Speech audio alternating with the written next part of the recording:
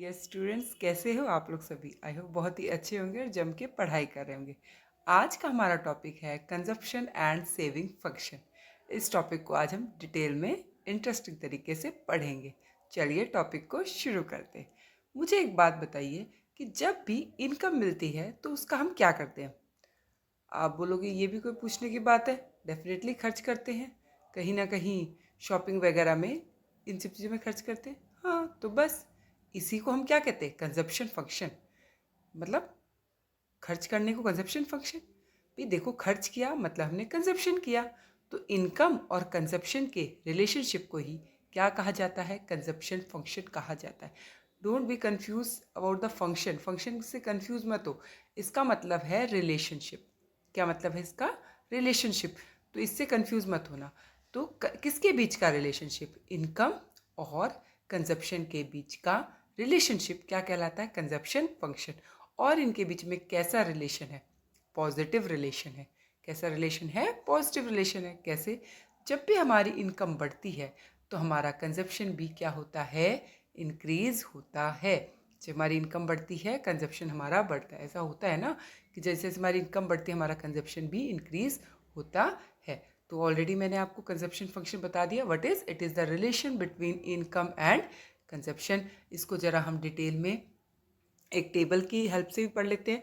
देखिए, जब इनकम हमारी ज़ीरो है तो कंजप्शन कितना है, 20। इसको क्या बोलते हैं, कमेंट सेक्शन में ज़रूर लिख के बताइएगा। जब इनकम ज़ीरो होती है तो जो कंजप्शन होता है उसको कुछ कहते हैं ना इकोनॉमिक्स के टर्म्स में। और ये अगर आपको नहीं पता तो इसका मतलब आपने पिछला वीडियोस नहीं देखा है, वो पिछले वीडियो ज़रूर देखिएगा। जब इनकम 50 हो गई तो कंजप्शन कितना हो गया, 60 हो गया। इनकम 100, कंजप्शन भी 100। इनकम 150 हुई तो कंजप्शन हमारा 140 हुआ। तो आप देख रहे हैं कि जैसे जैसे इनकम बढ़ रही है कंजप्शन भी हमारा बढ़ रहा है। ठीक है, चलिए आगे हम देखते हैं प्रोपेंसिटी टू कंज्यूम। अब देखो प्रोपेंसिटी टू कंज्यूम में क्या, कुछ लोग क्या होते हैं, एक्स्ट्रावेजेंट, कुछ लोग माइसर होते हैं। भाई कुछ तो बहुत ज़्यादा पैसा खर्च करने के लिए रेडी रहते हैं और कुछ बहुत कंजूस होते हैं। आपके आसपास भी होते हैं ना, आपके कुछ फ्रेंड्स होते हैं जो अरे यार चल पार्टी देने के लिए तैयार हूँ, लेकिन कुछ क्या कहेंगे, नहीं मेरे पास पैसे नहीं है। तो इसी को हम क्या कहते हैं, प्रोपेंसिटी टू कंज्यूम। कि लोगों की टेंडेंसी कैसी है कंजप्शन की with the given amount of income. कि लोग कैसी टेंडेंसी रखते हैं कंजप्शन की with the given amount of income. जैसे एक पर्सन है जिसकी इनकम, दो पर्सन है दोनों की इनकम 10,000 है। एक पूरे महीना में 3,000 रुपये खर्च करके अपना काम चला लेता है। एक है जो 8,000 रुपये महीना खर्च करता है। तो किसकी टेंडेंसी कंजप्शन की ज़्यादा हुई, डेफिनेटली जिस जो 8,000 रुपये कमा रहा है। इसी को क्या कहते हैं, propensity to consume. Propensity to consume दो है, दो टाइप है इसके, मार्जिनल प्रोपेंसिटी टू कंज्यूम और दूसरा हमारा है एवरेज प्रोपेंसिटी टू कंज्यूम। जरा मार्जिनल प्रोपेंसिटी टू कंज्यूम देखते हैं। मार्जिनल प्रोपेंसिटी टू कंज्यूम कहता है कि income changes, sorry, consumption changes as income changes. Income के चेंज होने से जो कंजप्शन में चेंज आता है उसको हम कहते हैं मार्जिनल प्रोपेंसिटी टू कंज्यूम। जैसे कि ये बेसिकली किसको शो करता है, चेंज को शो करता है। किसको शो करता है, चेंज को शो करता है।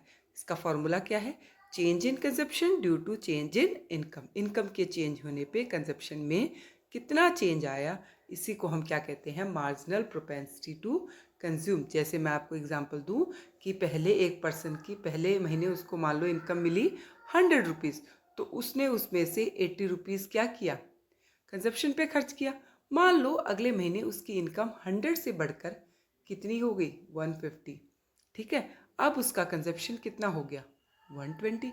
तो चेंज क्या है, ये जो 50 रुपीज़ इनकम इंक्रीज हुई, ये जो 50 रुपीज़ क्या हुई, इनकम इंक्रीज हुई, उसकी वजह से जो कंजप्शन 40 चेंज आया, 40 रुपीज़ का जो चेंज आया, इसको जब हम रेशियो में निकालेंगे इसी को हम क्या कहते हैं, मार्जिनल प्रोपेंसिटी टू कंज्यूम। क्या कहेंगे, marginal propensity to consume.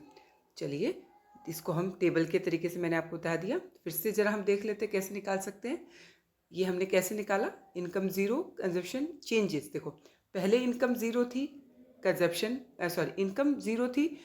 Income zero होने के बाद जब इनकम बढ़ के कितनी हुई, 50, तो कितना चेंज आया, आप बोलोगे 50 रुपीज़ का। पहले कंजप्शन कितना था, 20, अब कंजप्शन कितना है, 60। कितना चेंज आया? 40 का। कितना आंसर आया? 0.8। That is called a MPC, marginal propensity to consume, कि हम 0.8 इतना % हम इनकम में चेंज करेंगे। या मैं इसको सिंपल भाषा में समझाऊं कि अगर आपकी इनकम में 100 रुपीज़ चेंज आता है तो आपके कंजप्शन में आप कितना चेंज करोगे, इंक्रीज करोगे? दैट इज़ 80% आप उसमें कंजप्शन पे खर्च करोगे, और बाकी जो बच गया दैट इज़ 20% सेविंग, जिसको हम आगे पढ़ेंगे। ठीक है, क्लियर है? चलो, तो ये आपको समझ में आ गया होगा कि MPC क्या है? Change in consumption due to change in income. अब जरा इसका दूसरा पार्ट देखते हैं, average propensity to consume. Average propensity to consume क्या कहता है? Ratio of total consumption and total income. किसका रेशियो? टोटल कंजप्शन और टोटल इनकम का क्या रेशियो कहलाता है। जैसे ये किसको दिखाता है? ये per unit of consumption of total income. ये टोटल इनकम का पर यूनिट कंजप्शन कितना था। जैसे APC is equal to C/Y, कि पूरे साल आपकी टोटल इनकम कितनी रही। जैसे मैं आपको कहूँ, आप कहोगे मेरी पूरे साल इनकम रुपए रही, फॉर एग्जांपल 1000 रुपये। मेरी इनकम कितनी थी? 1000 रुपये। और मैंने टोटल कंजप्शन कितना उसमें से किया, मान लो आपने कहा मैंने टोटल उसमें से कंजप्शन किया 500 रुपीज़, तो मेरी APC कैसे निकलेगी? दैट इज़ कितना आया? 5 2 ज़ा 0.5, यानी कि आपने 0.5 ऑन एवरेज 50% इनकम आपने किस पे खर्च करी? अपने कंजप्शन पे खर्च करी। ठीक है, तो जरा देखते हैं आगे।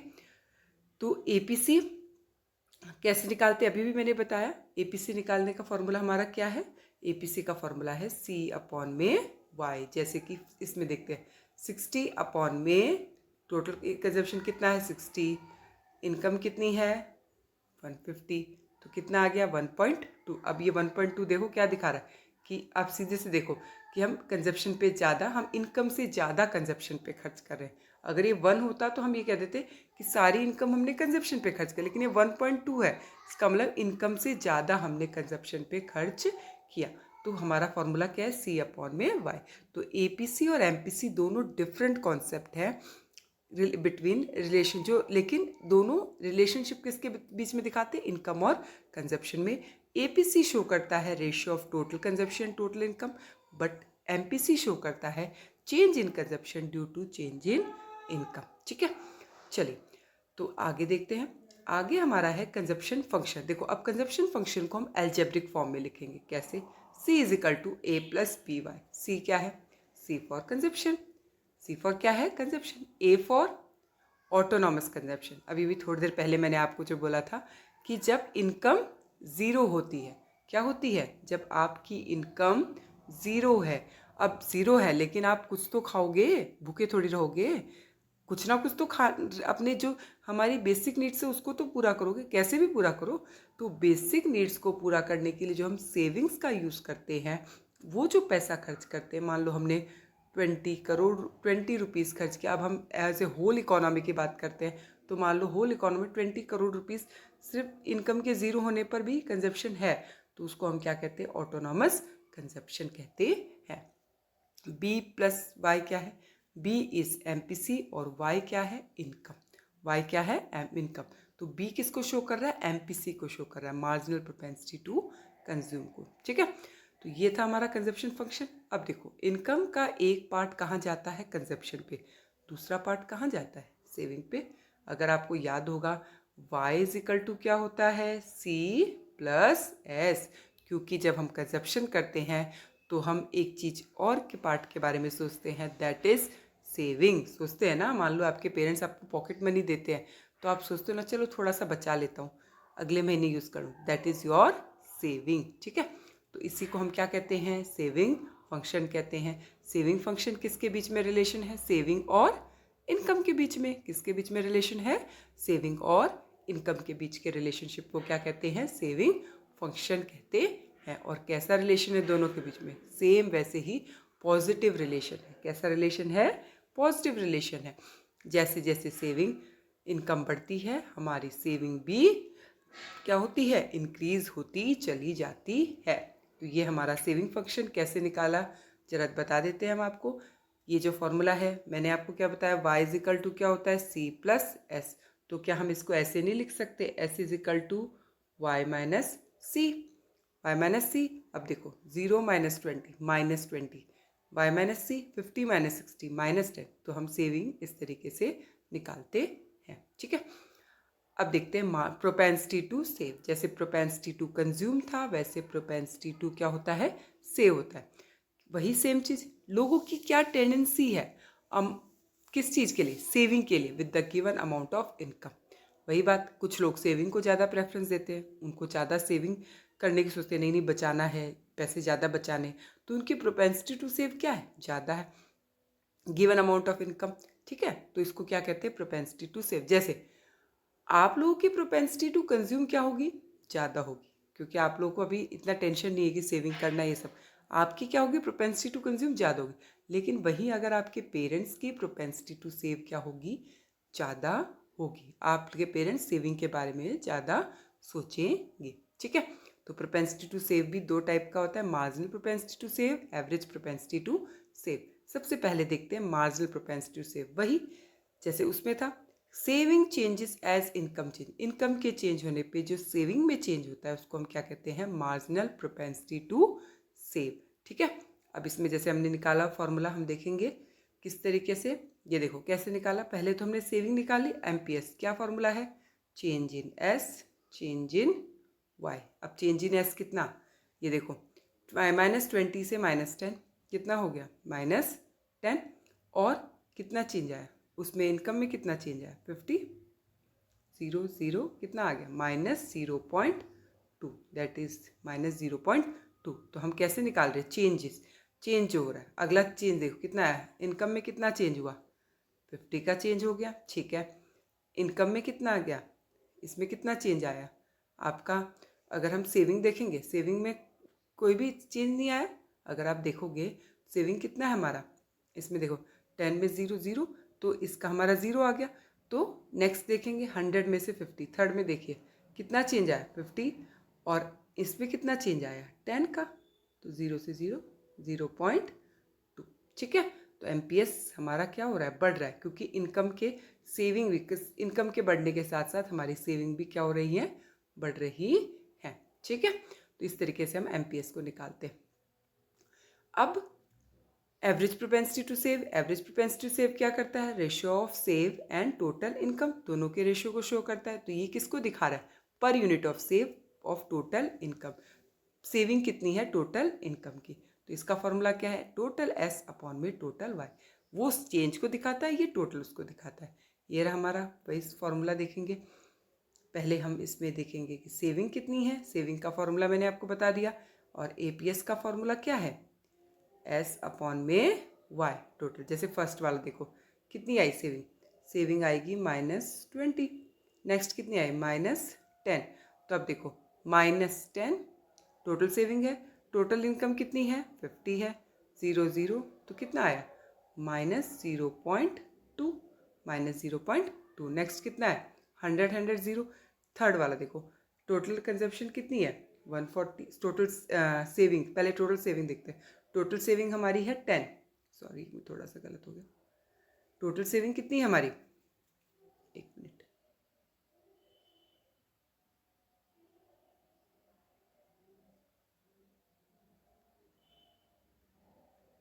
हाँ टोटल हमारी सेविंग कितनी है, सेविंग अगर हम इसमें निकालेंगे तो कितनी है हमारी 10, एक मिनट,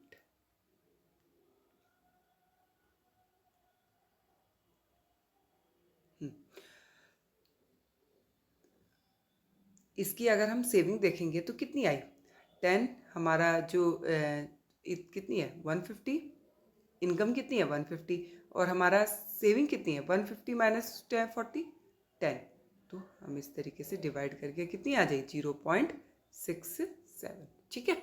तो ये हमारा कैसे निकालते हैं एपीएस। सेम एपीएस और एमपीएस डिफरेंट कॉन्सेप्ट है। एपीएस शो करता है ratio of total saving and total income को, लेकिन एमपीएस किसको शो करता है, total change in saving due to change in income. तो सेविंग फंक्शन कैसे निकालते हैं, जैसे कंजप्शन फंक्शन उसी का साथ हमारा निकलता है अपोजिट। अब देखो जहाँ वहाँ पे ऑटोनॉमस कंजप्शन था, यहाँ क्या आ जाएगा ऑटोनॉमस सेविंग। और ये 1 माइनस बी क्या है, MPS, और ये क्या है हमारी इनकम। ठीक है, चला दोनों का कंपैरिजन कर लेते हैं। कंपैरिजन देखते हैं, कंजप्शन फंक्शन किसको रिलेशनशिप को शो करता है, इनकम एंड कंजप्शन का, और सेविंग फंक्शन किसके बीच का रिलेशन शो करता है, इनकम एंड सेविंग का।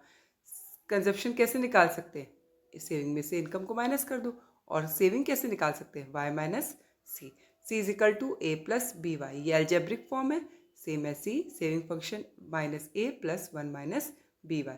Propensity to consume, propensity to consume में क्या आएगा, APC और MPC, और सेविंग फंक्शन में क्या आएगा, APS और MPS। ठीक है, ये हमारा था सेविंग फंक्शन और हमारा क्या, कंजप्शन फंक्शन। आई होप आपको समझ में आया होगा, और समझ में आ गया होगा तो थैंक यू सो मच। अच्छा लगा आप लोगों के साथ में ये वीडियो शेयर करके, थैंक यू।